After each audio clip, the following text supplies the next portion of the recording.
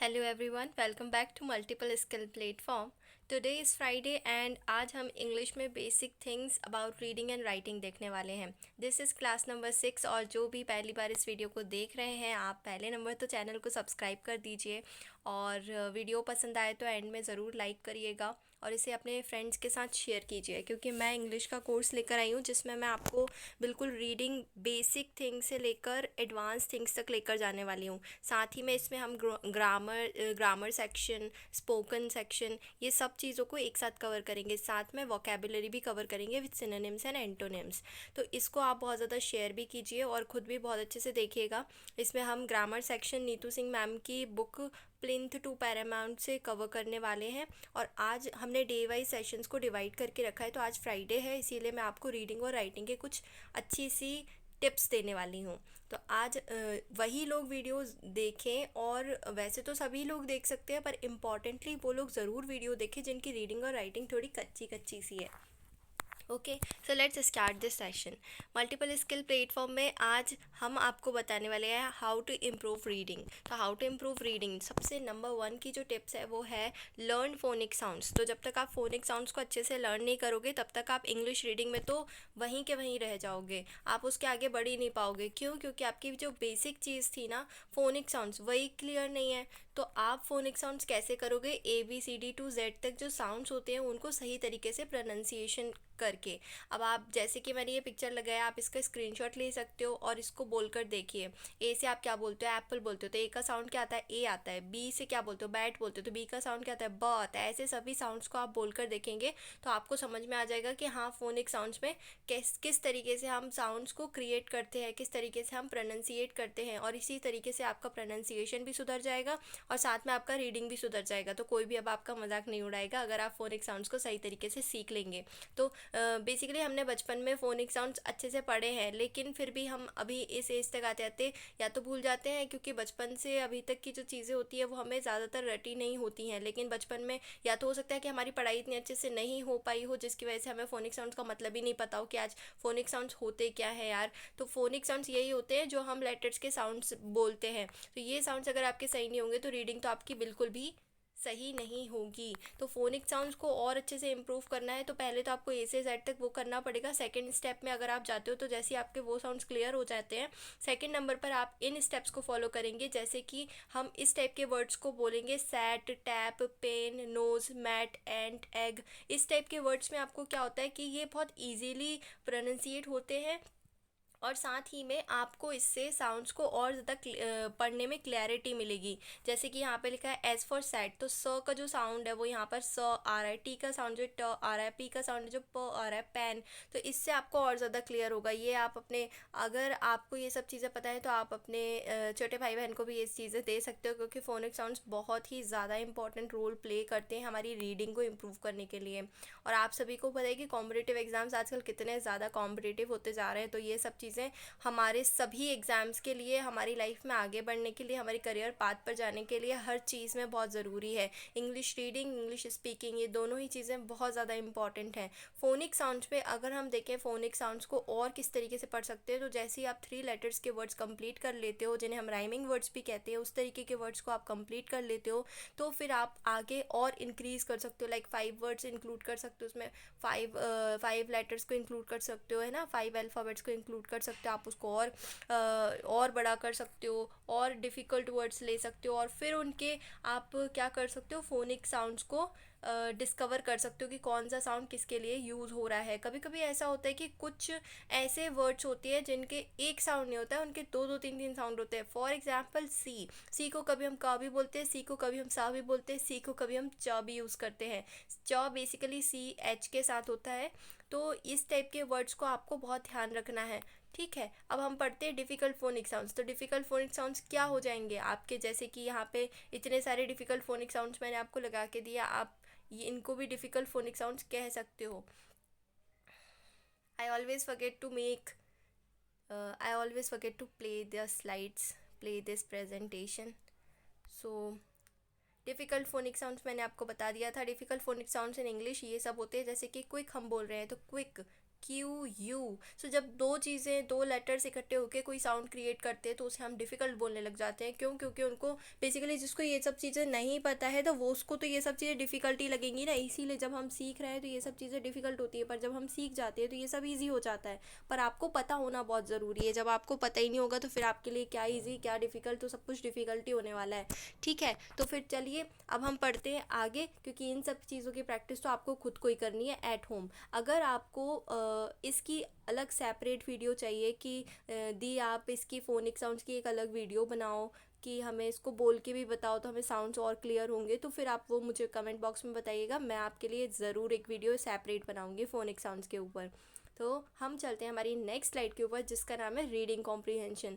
अब जब आप फ़ोनिक साउंड सीख जाते हो ना, फिर आप एक एडवांस लेवल के बच्चे बन जाते हो। तो अब हम पढ़ने वाले हैं रीडिंग कॉम्प्रीहेंशन, जिसके 4 बहुत बड़े बेनिफिट्स होते हैं और 4 तरीके से हम इसको सीख सकते हैं। रीडिंग कॉम्प्रीहेंशन एक बहुत बड़ा टॉपिक है और रीडिंग कॉम्प्रीहेंशन बहुत इंपॉर्टेंट टॉपिक है, क्योंकि आजकल हर एक कॉम्पिटिटिव एग्जाम में रीडिंग, इंग्लिश के उसमें रीडिंग कॉम्प्रीहेंशन पैसेजेस ये सब ज़रूर आते हैं, और उनको वही लोग क्लियर कर सकते हैं जिनकी रीडिंग और राइटिंग और कम्युनिकेशन बहुत अच्छा हो, क्योंकि वो जल्दी से कैच कर सकते हैं वर्ड्स को और जल्दी से रीड कर सकते हैं वर्ड्स को, राइट। तो इसके 4 मेन पैरामाउंट्स है। पहला है लैंग्वेज। लैंग्वेज इसमें आपकी अच्छी होनी चाहिए रीडिंग कॉम्प्रीहेंशन में। सेकंड नंबर पे फ्लुएंसी, अगर आपकी फ्लुएंसी नहीं होगी तो आप टाइम लिमिट ही क्रॉस कर दोगे, है ना। मेटाकॉग्निशन, मेटाकॉग्निशन एक अलग ही सेपरेट बड़ा सा टॉपिक है, इसको मैं अभी समझाने वाली हूँ। नॉलेज, जिसके पास ज़्यादा नॉलेज होती है ना, बेसिकली वही लोग रीडिंग कॉम्प्रिहेंशन पहले क्रैक कर लेते हैं। तो देखिए हम अपना फोर्थ जो टॉपिक है मेटाकॉग्निशन, उसको हम एक बार सेपरेटली देख लेते हैं। मेटाकॉग्निशन आखिरकार होता क्या है। तो metacognition is vital for students to thrive in college, in their careers and in life long learning. It helps promote autonomy and resiliency. When students improve their metacognitive skills, they are more likely to embrace a growth mindset and learn from mistakes. If we want students to grow into problem solvers and critical thinkers, we need to help them develop metacognition. अब आखिरकार metacognition होता क्या है, इसके तो ये तो बहुत सारे बेनिफिट हैं। पावर ऑफ मेटाकॉग्निशन, तो मेटाकॉग्निशन तो स्टूडेंट्स के लिए बहुत इंपॉर्टेंट होता है। आखिरकार ये मेटाकॉग्निशन है क्या, तो मेटाकॉग्निशन साइकिल देखते हैं। मेटाकॉग्निशन साइकिल हम देख लेंगे तो हमें समझ में आ जाएगा कि आखिर ये मेटाकॉग्निशन है क्या। तो मेटाकॉग्निशन क्या होता है, इसमें क्या होता है, सबसे पहले तो हम कोई भी टास्क को एसेस करते हैं, यानी कि उसका टेस्ट करते हैं कि क्या है ये चीज़। कोई भी टास्क हमने किया तो उसमें हमने कैसे उसको फॉलो किया है, टू डू लिस्ट वगैरह बनाते हैं, तो ये सब चीज़ें एसेस में आ जाती हैं। तो हम सबसे पहले क्या करेंगे, कोई भी टास्क को एसेस करेंगे। सेकंड नंबर पर हम स्ट्रेंथ और वीकनेसेस को इवैल्यूएट करेंगे, हमारे अंदर क्या स्ट्रेंथ्स हैं क्या वीकनेस हैं। अगर आपने सुना होगा स्वॉट एनालिसिस होता है, strength weakness opportunities and threat, तो वो भी मेटाकॉग्निशन साइकिल का ही पार्ट होता है। नेक्स्ट नंबर पर हम देखेंगे प्लान द अप्रोच। तो हमने अगर कोई भी टॉपिक लिया, कोई भी टास्क लिया, पहले तो हमने उस टास्क को एसेस किया। सेकंड नंबर पर हमने उस स्ट्रेंथ और वीकनेसेस को देखा, आपने इवैल्यूएट किया, और थर्ड नंबर पर हमने उस अप्रोच को प्लान किया। नेक्स्ट हम क्या करेंगे, हम स्ट्रैटेजीज़ को अप्लाई करेंगे कि हम किस स्ट्रैटेजी से उसको क्रॉस कर सकते हैं, किस स्ट्रैटेजी से हम उसको पास आउट कर सकते हैं। फिर हमें इसकी जो रिजल्ट्स होंगे वो रिफ्लेक्ट हमें मिलेंगे, ये सब चीज़ों के रिजल्ट हमें मिलेंगे। तो ये जो पूरी साइकिल है, ये पूरी साइकिल को हम मेटाकॉग्निशन साइकिल कहते हैं। तो ये है पावर ऑफ मेटाकॉग्निशन। अगर आप कोई भी सब्जेक्ट को, कोई भी तरीके को मेटाकॉग्निशन साइकिल के रूप में पढ़ते हैं तो फिर आपकी वो जो टास्क है पर्टिकुलरली आपको रिजल्ट अच्छा ही देने वाली है। तो मेटाकॉग्निशन बहुत ज़रूरी है। रीडिंग कॉम्प्रिहेंशन में हमने पढ़ी थी 4 चीज़ें, एक बार हम उनको रिवीजन भी कर लेते हैं। तो उसमें हम देखेंगे लैंग्वेज हमारी अच्छी होनी चाहिए, फ्लुएंसी अच्छी होनी चाहिए, मेटाकॉग्निशन के थ्रू हमको रीडिंग कॉम्प्रिहेंशन करना है, नॉलेज हमारी अच्छी होनी चाहिए। तो ये सब चीज़ें हमें करनी है ताकि हम अपने रीडिंग कॉम्प्रिहेंशन या हमारी रीडिंग को बहुत अच्छा इम्प्रूव कर सकते हैं। टाइप्स ऑफ रीडिंग हम देख लेते हैं। टाइप्स ऑफ रीडिंग में क्या है, टाइप्स ऑफ रीडिंग 4 तरीके से होती है बेसिकली। हम उसमें स्कैनिंग करते हैं, स्किमिंग करते हैं, इंटेंसिव होती है, एक्सटेंसिव होती है। तो ये सब चीज़ें होती क्या क्या है, तो टाइप्स ऑफ रीडिंग में बेसिकली स्कैनिंग का मतलब होता है कि हम उसको स्कैनिंग करके, यानी कि रीडिंग को हम देख के बहुत अच्छे से जब हम, जैसे कि मैंने आपको एक बार बताया था कि आपको अगर स्पीकिंग इंग्लिश सीखनी है तो उसके लिए आपको बहुत सारा सुनना पड़ेगा। तो ऐसे ही अगर आपको इंग्लिश को रीड करना है तो उसको आपको स्कैन करना पड़ेगा, माइंड में रीड करना पड़ेगा। ये सब चीज़ें आपको बहुत ज़्यादा देखनी ही पड़ेंगी। नेक्स्ट है इंटेंसिव। इंटेंसिव यानी कि आपको बहुत ही बारीकी से एक एक शब्द को देखना पड़ेगा या रीड करना पड़ेगा, तभी आप अच्छी रीडिंग कर सकते हो। एक्सटेंसिव यानी कि आपको ज़्यादा से ज़्यादा रीड करना पड़ेगा। स्किमिंग यानी कि आपको हर एक वर्ड का पर्टिकुलरली डिटेल्ड में हर चीज़ देखनी पड़ेगी, तो उसको स्किमिंग कहेंगे। तो ये 4 टाइप्स हैं रीडिंग के। तो इस तरीके से आप रीडिंग अपनी बहुत अच्छी कर सकते हो। Now how to improve writing. तो रीडिंग की तो हमने बात कर ली है और आई होप इन सब चीज़ों को आप बहुत अच्छे से फॉलो भी करोगे। चलो हम देख लेते हैं how to improve writing. Writing के लिए सबसे इम्पॉर्टेंट है कि आपका माइंड ये सब बोले कि हाँ भाई, हमारे अंदर क्या थॉट्स आ रहे हैं वो अब आप लिख लो कॉपी पे। तो आपको अगर राइटिंग इम्प्रूव करनी है तो सबसे पहले तो आप एक राइटिंग हैबिट बनाइए अपने अंदर। और वो राइटिंग हैबिट ऐसी नहीं होनी चाहिए कि आप किसी कॉपी से देखकर चीट करके लिख रहे हो या देख देख कर लिख रहे हो। ठीक है, तो आपको क्या करना है कि अपने माइंड को कमांड देनी है कि भाई सोचो, जितना हो सके उतना सोचो, और जो वो सोच रहा है उसको आप एक डायरी में नोट डाउन करो। तो इससे आपकी रीडिंग बहुत ज़्यादा अच्छी हो सकती है, इम्प्रूव हो सकती है। बेस्ट टेक्निक क्या है reading improvement, sorry writing improvement की? तो राइटिंग के लिए आप ये स्क्रबलिंग्स कर सकते हो, ये डिज़ाइंस क्रिएट कर सकते हो। देखो ये कॉपी कौन सी है, तो ये कॉपी वो है जिसमें बच्चे मैथ सॉल्व करते हैं, स्क्वायर बॉक्सेस वाली कॉपी है ये। इसमें आपको ये डिज़ाइंस बने दिए, इसका स्क्रीनशॉट लीजिए, और अगर आपकी हैंड राइटिंग सही नहीं है तो आप इसको क्या कर सकते हो, इसको प्रैक्टिस कर सकते हो। ज़्यादा से ज़्यादा प्रैक्टिस करोगे तो आपकी ज़्यादा अच्छी हैंड राइटिंग हो जाएगी। Best technique. और भी ये देखिए, ऐसी डिज़ाइंस आप देखकर समझ गए होंगे, इस टाइप की डिज़ाइंस को आपको फॉलो करना पड़ेगा और बनाना पड़ेगा अपनी कॉपी में डेली बेसिस पर, तभी आपकी राइटिंग इम्प्रूव हो सकती है।